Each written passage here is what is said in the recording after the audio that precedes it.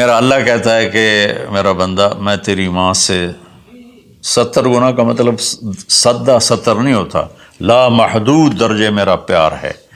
پھر تسلی نہیں ہوتی، یا اللہ تو قرآن تو بھیج رہا ہے، پتہ نہیں ہم عمل کر سکیں گے کہ نہیں کر سکیں گے۔ تو پھر اللہ کہتا ہے الرحمن الرحیم۔ کیوں ڈر گئے ہو؟ کیوں قرآن کے مطابق دکان نہیں چلاتے، زندگی نہیں گزارتے، جاب نہیں کرتے، زراعت نہیں کرتے، تجارت نہیں کرتے، شادی نہیں کرتے، ساری چیزوں کو بنا لیں تو کیوں ڈرتے ہو؟ رب العالمین پہلی گارنٹی، الرحمن الرحیم پہلے بسم اللہ سے، پھر دوسری گارنٹی اللہ کہ میں اللہ ہوں، نفع نقصان کا مالک ہوں، پھر رب العالمین تم پر مہربان ہوں، تمہارا پالنے والا ہوں، پھر الرحمن الرحیم کی دوبارہ تکرار ہے۔ کیوں ڈرتے ہو؟ رحمان بھی ہوں رحیم بھی ہوں۔ اب اللہ نے جزا سزا کا بھی ایک رکھا نا، کہ بہت سے لوگ ہیں جو محبت کی بات جتنی بھی کرو وہ الٹا ہی سوچتے ہیں، تو اس کو دھمکانے کے لیے مالک یوم الدین۔ پھر یہ بھی یاد رکھنا کہ میرے پاس جزا سزا کا بھی نظام ہے۔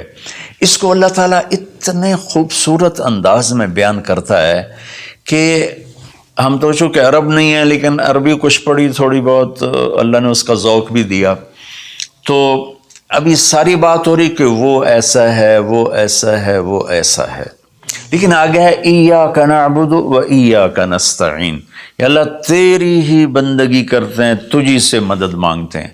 تو ایک دم جیسے اللہ سامنے آ گیا ہو، الحمدللہ رب العالمین الرحمن الرحیم، ان الفاظ نے اس طرح کر دیا جیسے اللہ میرے سامنے آ گیا ہے، جیسے کأنک تراہ، جیسے اللہ میرے سامنے آ گیا تو میں کہتا ہوں ایاک نعبد، یا اللہ میں تو تیری ہی بندگی کرتا ہوں، و ایاک نستعین، یا اللہ میں صرف تجھے پکارتا ہوں مدد کے لیے، میں کسی اور کو نہیں پکارتا۔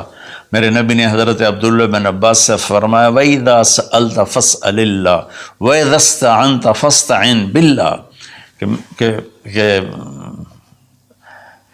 اے بچے، اے میرے یا غلام، اے میرے پیارے چچا زاد بھائی، تو ایسا جب تجھے پکارنا ہو تو اللہ کو پکارنا، مدد کے لیے صرف اللہ ہے جو آتا ہے، اللہ کے سوا کوئی مدد نہیں کر سکتا۔ یہ اسباب کی دنیا ہے، ایک دوسرے سے مدد لینا، تو میرے نبی نے قرضے اٹھائے، میرے نبی نے زرہ پہنی، میرے نبی نے تلوار اٹھائی، لیکن وہ کام جو براہ راست اللہ کے ہاتھ میں ہے، ان میں صرف اللہ کو پکارا جاتا ہے، ان میں صرف اللہ کو پکارا جاتا ہے۔ ایاک نعبد و ایاک نستعین۔ علماء فرماتے ہیں ساری آسمانی کتابوں کا خلاصہ قرآن ہے، اور قرآن کا خلاصہ سورۃ فاتحہ ہے، اور سورۃ فاتحہ کا خلاصہ ایاک نعبد و ایاک نستعین ہے۔ اے میرے اللہ، یا اللہ، یہ صرف اللہ کے ساتھ ہے اور کسی کے ساتھ نہیں ہے۔ تو پھر اللہ تبارک و تعالیٰ، چونکہ میں نے پہلے شروع میں کہا تھا کہ ہم زندگی گزارنے کا طریقہ نہیں جانتے، تو اللہ نے ہم سے یہ دعا ہم پہ فرض کر دی کہ تم نے یہ مانگنا ہے، چونکہ تم اندھے ہو، جاہل ہو، کہو اہدنا۔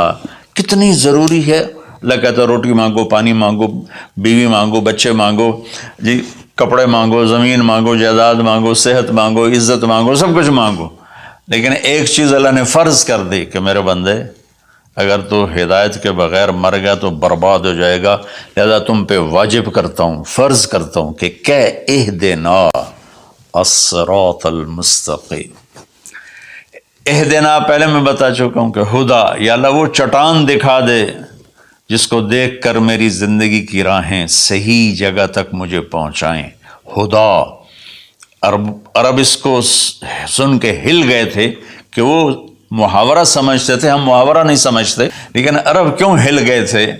کہتے کیا کمال ہے یار، یہ کیا آدمی کہاں سے بولتا ہے، کیا بولتا ہے۔